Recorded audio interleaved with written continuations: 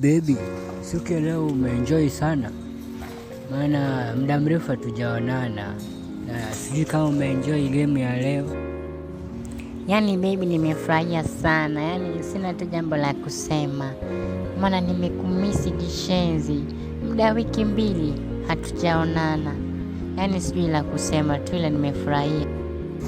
Na nikuulize, hizi habari mume wako akizipata kwamba wewe na mimi tuna mahusiano, si atakuwa mbaya sana? Sasa atajuaje?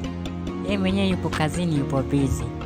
Kitu kikubwa uko na mimi na mimi niko na wewe, na kuficha iwe siri kati yangu mimi na wewe. Yaani sielewi, tangu jana huyu mwanamke hajarudi nyumbani, simu hashiki, hakuaga. Yaani sielewi, maana tabia zake zimeanza kubadilika. Watoto wajapikiwa, saizi ni saa 6 ya usiku. Sifahamu nini, ni mimi sifahamu, yani sielewi maisha yangu yanakuaje. Maana yani wanaume hata kwenye ndoa hawapo, yani wanataka tu wenye wakutumie wakuache, wakuzalishe wakuache.